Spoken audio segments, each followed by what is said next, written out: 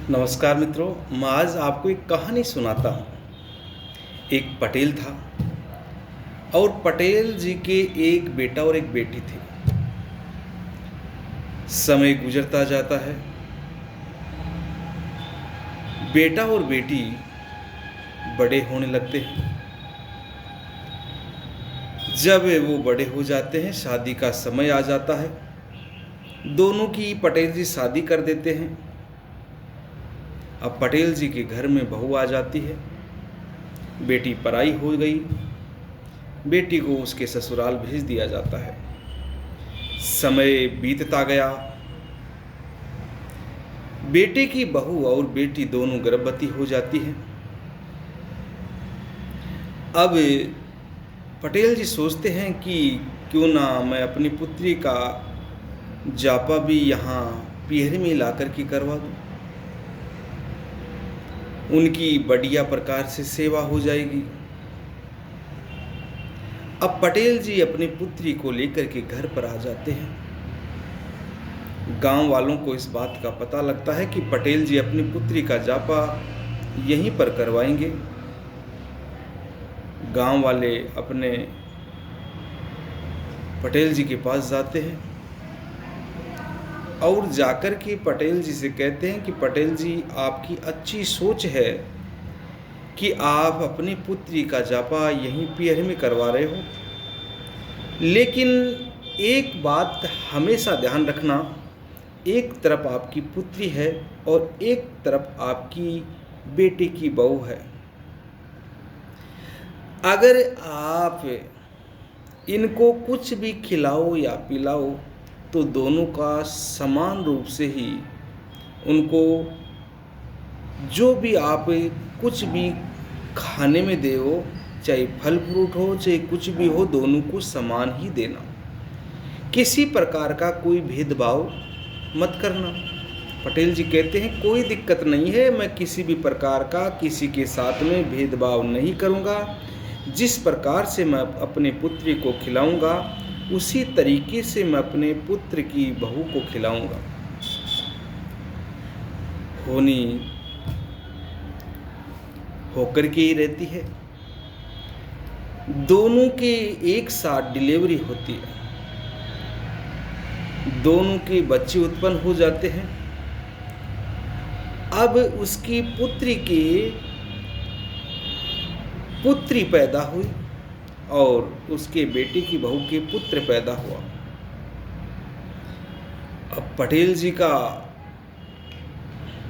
मन पिघल गया कि क्यों न ये पुत्री मैं अपने बेटे की बहू के पास सुला दूं और बेटे की बहू के जो बेटा हुआ है उसको अपनी पुत्री के यहाँ पास में सुला दूं। पटेल जी ने ऐसा ही किया। इस हरकत को उसकी बहू देख लेती है, लेकिन वह कुछ नहीं बोलती है। दोनों को हॉस्पिटल से घर लाया जाता है। दोनों को बराबर रूप से जो भी खाने में दिया गया, किसी के साथ भेदभाव नहीं किया गया। अब दिनों दिन बेटे की बहू सूखती चली गई और उसकी बेटी दिनों दिन तरोताजा मोटी होती गई, हृष्ट पुष्ट होती गई। यह देख करके गांव वालों ने बातें बनाना शुरू कर दिया कि पटेल जी, आपको हमने पहले भी कहा था कि अपने दोनों को, बेटे की बहू और अपने बेटी को बेटी ही समझ करके इनका जापा आप करवाना। इनको समान रूप से जो भी आप किसी प्रकार का पोषाहार दें तो वो समान रूप से दिया जाए।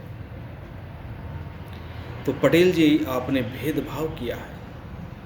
आपकी बहू दिनों दिन लकड़ी की तरह सूखती चली जा रही है, जबकि आपकी बेटी दिनों दिन हृष्ट पुष्ट होती जा रही है।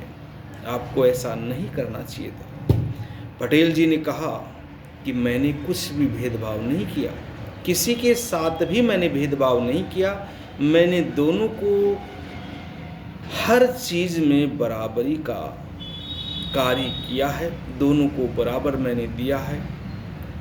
तो कि ऐसा नहीं हो सकता, यदि आप इनको बराबर चीज़ देते तो आपकी बेटी की बहू दिनों दिन सूखती नहीं। ये न्याय किया जाएगा, न्याय होगी पटेल जी। तो कि न्याय किससे करवाया जाए? कि न्याय ऐसे व्यक्ति से करवाया जाए जो सही तरीके से निर्णय ले सके कि वास्तव में आपने गलती की है या आप सही तरीके से इनके साथ पेश आए हो।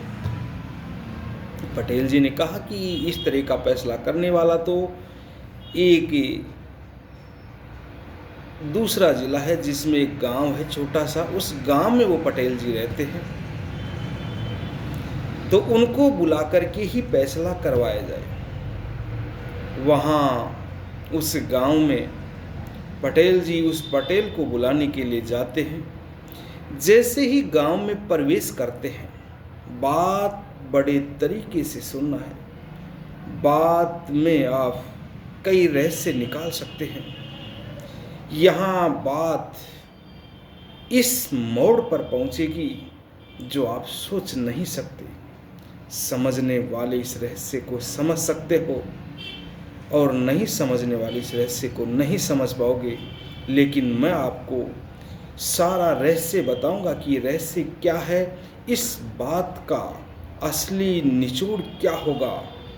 तो जैसे ही पटेल जी उस गांव में प्रवेश करते हैं, तो गांव में प्रवेश किए तो एक पनघट था, कुआं था। उस कुएं से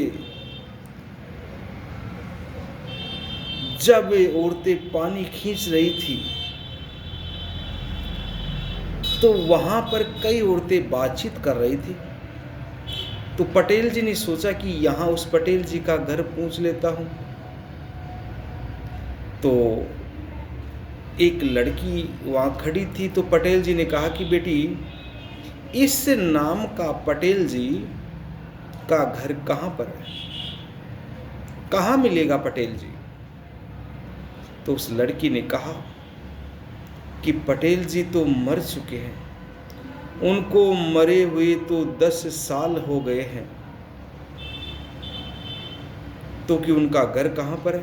तो कि उनका घर आगे जाओगे आप, वहाँ पर है। पटेल जी वहाँ आगे उस घर की ओर चलना शुरू करते हैं। जैसे ही उस घर के पास पहुँचते हैं तो वहाँ एक लड़की फिर मिल जाती है। तो पटेल जी कहते हैं कि बेटी, पटेल जी का घर कितनी दूर हो रहा है? कि पटेल जी का घर पास में ही है। तो कि वो कहाँ मिलेगी? तो कि उनको तो अंधे हुए ही 10 साल हो गए।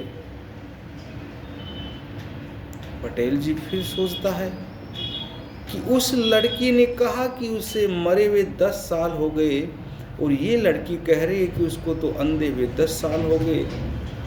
तो वो मरा हुआ बता दी और ये जिंदा बता रही है और अंधा बता रही है।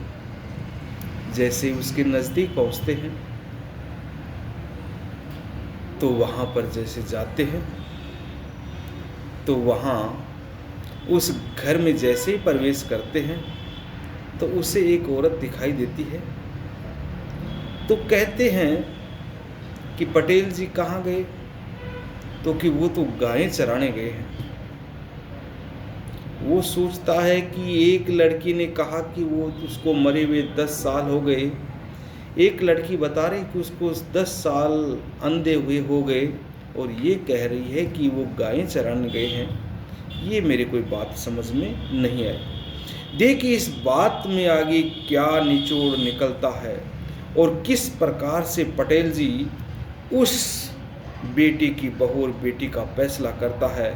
और जो ये लड़कियां जो बताई कि एक मरा हुआ बता दी, एक अंधा बताई और एक कह रही है कि वो गायें चराने गए हैं, तो इन बातों का क्या रहस्य है देखिए अगले एपिसोड में आपके सामने इस रहस्य को बताया जाएगा। राम राम जी।